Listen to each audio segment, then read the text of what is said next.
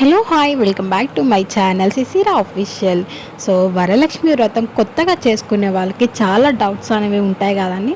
అసలు వరలక్ష్మి వ్రతం ఎలా చేసుకోవాలి, కలసం ఎలా పెట్టాలి, అమ్మవారి అలంకరణ ఎలా చేయాలి, అలాగే రూప్ అంటే ఏంటి, మనం ఇంతకుముందు వరలక్ష్మి వ్రతానికి యూస్ చేసిన రూపు, నెక్స్ట్ వరలక్ష్మి వ్రతం వచ్చినప్పుడు ఆ రూప్ అనేది యూస్ చేయొచ్చా లేదా, అసలు తాంబూలం ఎంతమందికి ఇవ్వాలి, అలాగే ప్రెగ్నెన్సీ లేడీస్ ఉంటారు కదండి, సో వాళ్ళు వరలక్ష్మి వ్రతం అనేది చేసుకోవచ్చా లేదా, సో మనం కలసం పైన కొబ్బరికాయ అనేది ఇంట్లో వాడొచ్చా లేదా అని చెప్పేసి ఇంకా చాలా కొన్ని డౌట్స్ అనేవి నేను మీతో షేర్ చేయాలనుకుంటున్నాను. సో ఇవన్నీ నాకు తెలిసినవి, అలాగే నేను మా ఇంట్లో నేర్చుకున్నవి, అలాగే కొంతమంది పెద్దవాళ్ళ నుంచి అయితే నేను చూసి నేర్చుకున్నవి అయితే మీతో నేను షేర్ చేసుకుంటాను. సో అమ్మవారికి ఇలాగే చేయాలా అని చెప్పేసి రూల్ అయితే ఏమీ లేదండి. సో ఒక్కొక్క ఊర్లో ఒక్కొక్క ఆనవాయితీ బట్టి అయితే వరలక్ష్మి వ్రతం అనేది చేసుకుంటారు కదా. సో మీ ఆనవాయితీ బట్టి అయితే మీరు చేసుకోవచ్చు, ప్రాబ్లం ఏం లేదండి. సో ఈ వీడియో వచ్చేసి నేను అమ్మవారికి శారీ డ్రాపింగ్ చేస్తూ ఫుల్ డీటెయిల్స్ అనేవి చెప్తాను. సో ఫస్ట్ వచ్చేసి నేను రూప్ నుంచి అయితే స్టార్ట్ చేస్తాను అండి. సో రూప్ అంటే ఏంటని చాలామందికి డౌట్ అయితే ఉంటుంది కదా. సో తెలిసిన వాళ్ళకైతే ఓకే అండి, తెలియని వాళ్ళకైతే చెప్తున్నాను. సో రూప్ అంటే ఏం లేదండి, చిన్నగా రౌండ్ కలర్లో చిన్న గోల్డ్ కాయిన్ టైప్ ఉంటుందండి. సో ఆ కాయిన్ మీద చిన్నగా అమ్మవారి రూప్ అనేది ఉంటుంది, లక్ష్మీదేవి రూప్ అండి. సో ఇది వచ్చేసి ఎక్కడ జ్యువెలరీ షాప్లో మనం అడిగినా సరే వాళ్ళు రూప్ అనేది ఇస్తారు. సో ఈ రూప్ వచ్చేసి అరగ్రామ్ నుంచి అయితే స్టార్టింగ్ ఉంటుంది. అరగ్రాము అండ్ గ్రాము ఇంకా ఎక్కువ వెయిట్లో కావాలన్నా సరే మనకి దొరుకుతుందండి జ్యువెలరీ షాప్లో. సో ఈ రూప్ వచ్చేసి మనం దానికి రౌండ్గా మనకి తాడు పెట్టుకోవడానికి చిన్నగా రింగ్ అనేది ఉంటుంది రౌండ్గా దానిపైన. సో అది వచ్చేసి అమ్మవారికి మనం మెడలో అయితే పసుపు రాసి తాడు రూపంలో మనం అమ్మవారి మెడలో వేయొచ్చండి. సో అది అమ్మవారి మెడలో వేసినాక మనం వరలక్ష్మి వ్రతం రోజున సంధ్యా దీపం అయితే మనం ఈవినింగ్ టైంలో పెడతాం కదా. సో ఆ టైంలో అయితే మనం అమ్మవారి మెడలోంచి తీసి మన మెడలో అయితే కట్టుకుని వేసుకోవాలండి. సో అలా వేసుకున్నాక నెక్స్ట్ డే పీఠం కదిపినాక ఆ రూపాన్ని అయితే తీసి మన బీరువాలైనా పెట్టుకోవచ్చు, లేదా తాలిబట్లో కూడా వేసుకోవచ్చు అండి. సో తాలిబట్లో వేసుకున్నది నెక్స్ట్ టైము వరలక్ష్మి వ్రతానికి యూస్ చేయొచ్చా లేదా అని చెప్పేసి చాలామంది అనుకుంటారు కదా. సో ప్రతి ఇయర్ కొత్త రూపాయి తీసుకోవాలని చెప్పేసి రూల్ ఏమి ఉండదండి. సో మనం తాలిబట్లో వేసుకున్న రూపుని వరలక్ష్మి వ్రతానికి యూస్ చేస్తున్నట్లయితే ఆవు పాలతో శుద్ధి చేసుకుని అయితే మనం అది అమ్మవారి మెడలో వేసి మన మెడలో కూడా వేసుకుని యూస్ చేసుకోవచ్చండి. సో రూపే ఉండాలా వరలక్ష్మి వ్రతానికి అంటే రూపే ఉండక్కర్లేదండి, నార్మల్గా కూడా మనం చేసుకోవాలి, పూజ అనుకుంటే చేసుకోవచ్చు. చాలా రూపులు అయితే మన మెడలో వేసుకునే మోడల్ టైప్లో ఉంటాయండి. సో ఇంకొన్ని రూప్స్ ఏంటంటే కాయిన్ టైప్లో ఉంటాయి. సో అవి ఎలా మెడలో మనం వేసుకోవాలి, అమ్మవారికి ఎలా వేయాలని చెప్పి అది కూడా డౌట్ ఉంటుంది కదా. సో అలాంటి కాయిన్స్ ఉన్నవి అమ్మవారి పాదాల కింద పెట్టి మనం పూజ అయితే చేసుకోవచ్చు అండి. సో నెక్స్ట్ డే మనం అది బీరువాలో కూడా పెట్టుకోవచ్చు. మనం ఎలా ఇంకా తాల్బట్లో పెట్టుకోవడానికి ఉండదు కాబట్టి మన బీరువాలో పెట్టుకుని నెక్స్ట్ టైం వరలక్ష్మి వ్రతానికి కూడా మనం అది అయితే యూస్ చేసుకోవచ్చండి. నెక్స్ట్ వచ్చేసి అమ్మవారి అలంకరణ అండి. సో కొంతమంది ఏంటంటే అమ్మవారికి ఫేస్ పెట్టి శారీ డ్రాపింగ్ చేస్తారు అలంకరణకి. ఇంకొంతమంది ఏంటంటే కలసం పెట్టి కొబ్బరికాయకి జాకెట్ ముక్క అనేది కోన్ షేప్ టైప్లో చేసి అమ్మవారికి అలంకరణ చేస్తారు కదండి. సో ఎలా అయినా చేసుకోవచ్చు అమ్మవారి అలంకరణ అనేది. సో మనకి పువ్వులు పెట్టేటప్పుడు బంతి పువ్వులు అస్సలు పెట్టకూడదండి. బంతి పువ్వులు అనేది డెకరేషన్ కోసమే యూస్ చేస్తారు కాబట్టి అమ్మవారి అలంకరణకి బంతి పువ్వులు అనేది యూస్ చేయొద్దు. నెక్స్ట్ వచ్చేసి ఆర్టిఫిషియల్ ఫ్లవర్స్ అనేవి అమ్మవారి దగ్గర కూడా పెట్టకూడదండి. అలాగే మనం వేసుకున్న వస్తువులు అనేవి అమ్మవారికి అలంకరణ కింద చేయొచ్చా లేదా అని డౌట్ కూడా ఉంటుంది కదా అండి. సో మనం రెగ్యులర్గా యూజ్ చేసే ఐటమ్స్ అనేవి జ్యువెలరీ అనేది అమ్మవారికి అసలు పెట్టకూడదండి. మనం ఎప్పుడైనా బీరువాలో పెట్టుకుని అప్పుడప్పుడు పెట్టుకునే వస్తువులు ఉంటాయి కదా జ్యువెలరీ, అటువంటివి మాత్రమే అమ్మవారికి అలంకరణ అనేది చేయొచ్చండి. అలాగే అమ్మవారికి ఆకుపచ్చ కలర్ కానీ అలాగే రెడ్ కలర్ అయినా చాలా ఇష్టం అండి. సో ఈ సారీయే పెట్టాలి, ఈ సారీనే డ్రాపింగ్ చేయాలి, మనం ఈ సారీనే కట్టుకోవాలని చెప్పి రూల్ కూడా ఏముండదు. అంటే అమ్మవారికి గ్రీన్ కలర్ కానీ రెడ్ కలర్ కానీ బాగా ఇష్టం కాబట్టి సో మన వీలుని బట్టి కూడా మనకు వీలైతే మన ఆ సారీ పెట్టి అయితే మన పూజ అనేది చేసుకోవచ్చు.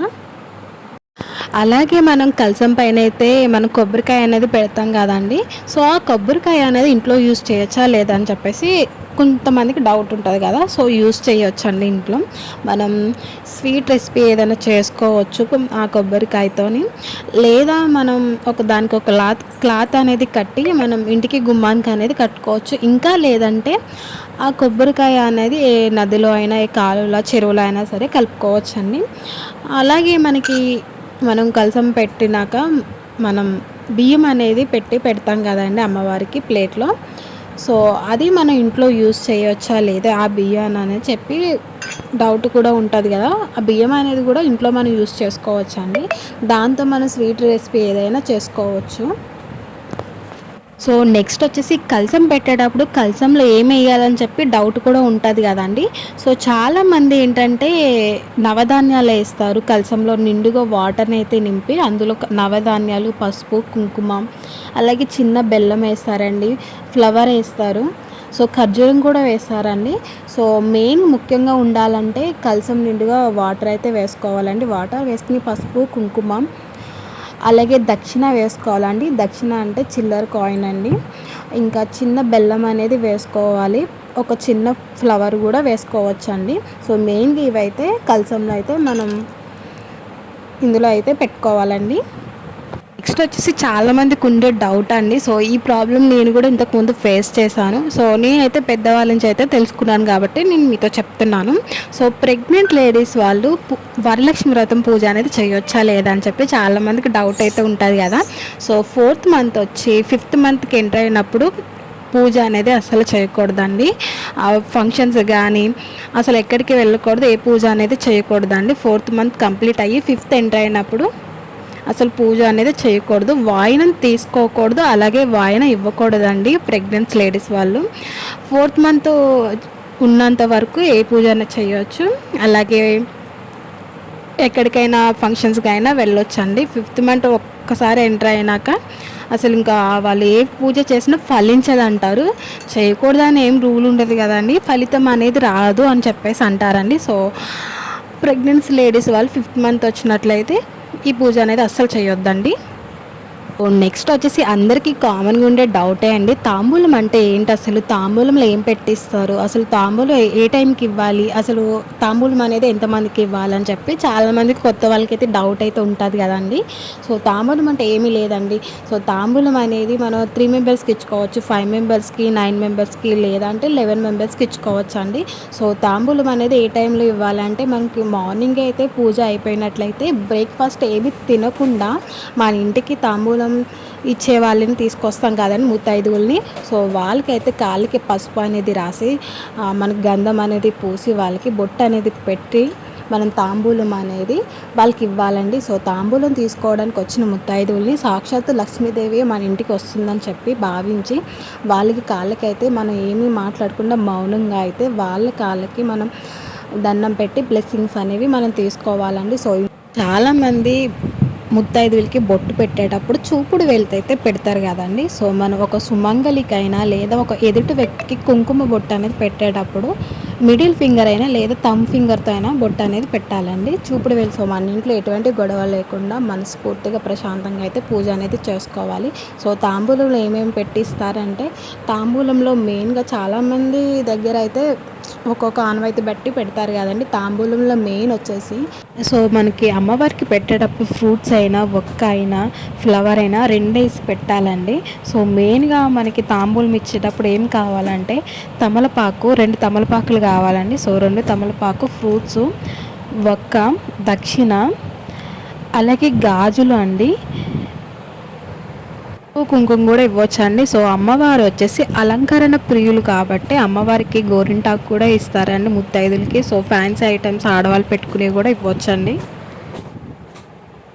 సో నెక్స్ట్ వచ్చేసి వరలక్ష్మి వ్రతం పూజ చేసుకున్న పీఠాన్ని ఎప్పుడు కదపాలి అంటే సో ఫ్రైడే రోజునే మనం పూజ అయిపోయినాక ఈవినింగ్ మనం పీఠం అనేది కదుపుకొని 3 times మనం మార్నింగ్ అనేది సాటర్డే మార్నింగ్ అనేది మనం తీసేసుకోవచ్చు అండి. లేదా అనుకుంటే మన ఎర్లీ మార్నింగ్ దీపారాధన చేసుకుని సాటర్డే రోజున మనం పీఠం అనేది 3 times ఎత్తి మనం కట్టుకోవచ్చు అండి.